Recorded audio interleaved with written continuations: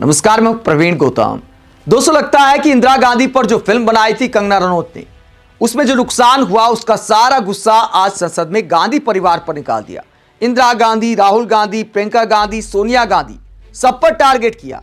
लेकिन गांधी परिवार पर गुस्सा निकालने में कंगना ने कई ऐसी गलतियां कर दी जो इस बात को दिखाती हैं कि कंगना शायद उन सांसदों में से एक हैं जो बिना किसी तैयारी के भाषण देने चली आती हैं। इसलिए कई सारे ब्लंडर किए कंगना रनौत ने अपने भाषण में। राहुल गांधी को कई बार वो पप्पू कहकर बुलाती हैं, लेकिन जो ऐसे भाषण देता है उसको क्या कहा जाए, जिन्हें यह नहीं पता कि वर्तमान में कांग्रेस का अध्यक्ष कौन है। गांधी परिवार पर गुस्सा निकालने में कंगना सारे तथ्य भूल गई।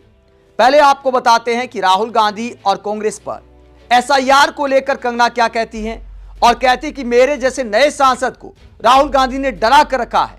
क्या कहती है, जरा सुनिए। अध्यक्ष महोदय जी, मैं आपकी बहुत धन्यवादी हूं कि आपने मुझे चुनावी सुधारों पर बोलने का मौका दिया है, खासकर इसलिए क्योंकि मैं एक नई सांसद हूं। मुझे दूसरों का नहीं पता उनका कैसा अनुभव रहा, लेकिन पिछला ये एक साल मेरे लिए खासकर विपक्ष से रिलेटेड जो है बहुत ही ज्यादा चिंताजनक रहा है। एक तरह से ट्रॉमेटिक मैं इसे कह सकती हूँ।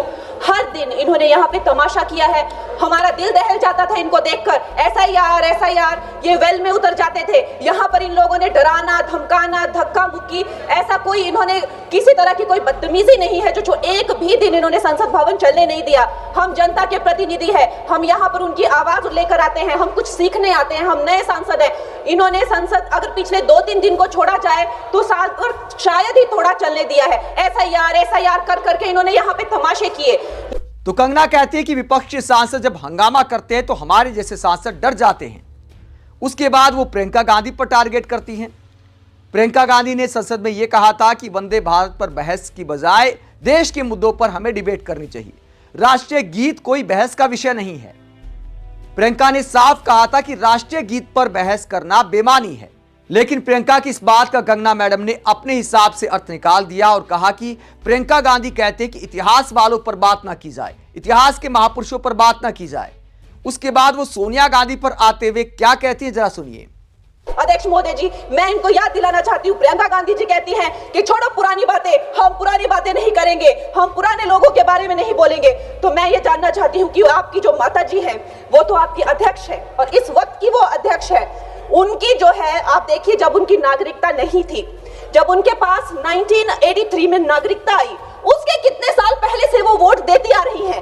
तो ये जो इनका जो परिवार है, एंटाइटलमेंट से जो ग्रस्त ये इनका परिवार है, ये प्रियंका गांधी जी को भी याद रखना चाहिए। चाहे आपका भूतकाल हो, चाहे आपका वर्तमान हो, आप सब लोग, चाहे ईवीएम हो या चाहे कागज पे लिखा हो, जब आप लोगों के चरित्र में जो है किसी तरह की मर्यादा नहीं है, आप लोगों ने कभी भी इस देश का, यहाँ की कानून व्यवस्था का, संविधान का कभी आप लोगों ने सम्मान नहीं किया हुआ है।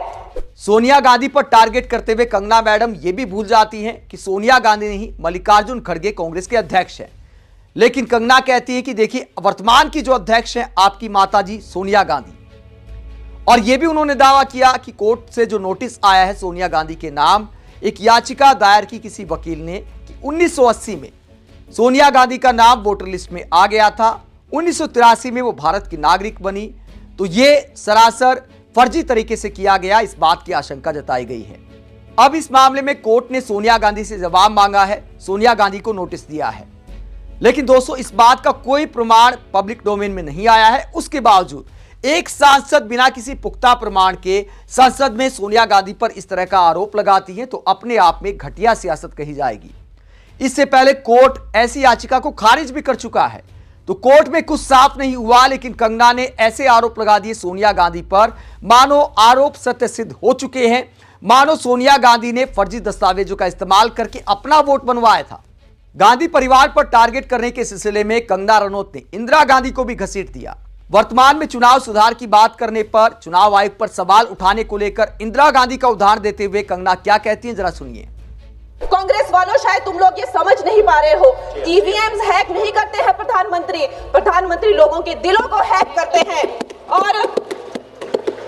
और ये लोग दुहाई देते हैं कि वो जो पुराने जमाने के दकियानूसी, वो जो चिट कागज पे लिखकर जो मतदान होता था वो सबसे अच्छा था। ये लोग भूल गए वो दिन, आप लोग भूल गए वो दिन। इंदिरा गांधी वर्सेस राजनाथ नारायण का केस, उसको जो है इतिहास में The case that shook the nation के नाम से जाना जाता है। उस पर मैंने एक फिल्म भी बनाई हुई है। वोट चोरी और वोटों की धांधली के लिए एक प्रधानमंत्री पे एक साधारण से नेता ने केस किया था और उस धांधली में वो पकड़ी गई थी। हर उनका जो आरोप है उसमें सच सिद्ध किया गया था और रातों रात उनको कुर्सी छोड़ने के लिए कहा गया था और रातों रात जो है उनको ये आदेश दिया गया था कि आगे इतने सालों तक आप कभी जो है वो चुनाव लड़ नहीं सकते। ये धांधलियां इन्होंने करी हुई है और ये जो है उस टाइम के बैलेट बॉक्सों को उठाकर ले जाते थे ये लोग और आज कहते हैं कि इनको ईवीएम्स जो है वो हैक हो जाते हैं। तो इंदिरा गांधी का किस्सा सुनाते हुए कंगना आरोप लगाती कि इंदिरा गांधी ने भी चुनाव में फ्रॉड किया था, यही वजह है कि उन पर बैन तक लगाया गया। अगर कांग्रेस की लीडरशिप ने अतीत में गलतियां की हैं, इंदिरा गांधी ने इमरजेंसी लगाकर गलती की या फिर यूपीए सरकार में कोई गलत फैसले लिए गए, चाहे कोई घोटाले का मामला हो, अगर किसी ने गलत किया है तो वर्तमान के गलत को कैसे आप जस्टिफाई कर सकते हैं? अगर चुनाव आयोग की कार्यप्रणाली में खामियां पाई जा रही हैं तो क्या उस पर सवाल ना उठाए जाएं? एक और बचकाना बात की कंगना मैडम ने, ब्राजील वाली मॉडल का जिक्र कर दिया। यह कह दिया कि ब्राजील की मॉडल खुद कह चुकी है कि मैं भारत नहीं आई और राहुल गांधी उसका नाम लेते हैं। दोस्तों, राहुल गांधी ने कब कहा कि ब्राजील की मॉडल भारत आई? कंगना मैडम के अंदर क्या इतना दिमाग नहीं है? राहुल गांधी ने यह आरोप लगाया कि उनकी फोटो का इस्तेमाल करके बहुत सारे पहचान पत्र बनाए गए हैं, बहुत सारे पहचान पत्र में उनकी फोटो का इस्तेमाल किया गया है। यह सिंपल सी बात राहुल गांधी ने की थी, लेकिन कंगना मैडम कुछ और मतलब निकालते हुए ब्राजील की मॉडल से माफी मांगते हुए क्या कहती, जरा सुनिए। तो अध्यक्ष महोदय जी, हम देख रहे हैं कि कल leader of opposition Rahul Gandhi ji ने, मुझे लगा क्या खुलासा होगा, हम भी बड़े उत्सुक थे, सारी साल हमने एक ही शब्द सुना है, अब ये क्या ग्रैंड रेवलेशन होगी। लेकिन राहुल गांधी जी जो लीडर ऑफ ऑपोजिशन है, उन्होंने कल जब कहा खादी है, खादी में धागे हैं, धागे में लोग हैं, लोगों के अंदर, उनको जब कहा गया कि आप पॉइंट की बात कीजिए तो उन्होंने कहा कि मैं अपना फ्रेम कर रहा हूं, मैं अपना आर्ग्यूमेंट फ्रेम कर रहा हूं। और इतनी देर बाद जब वो फ्रेम करके पहुंचे तो ले देकर वो वापस उसी अंतरराष्ट्रीय मूल की महिला।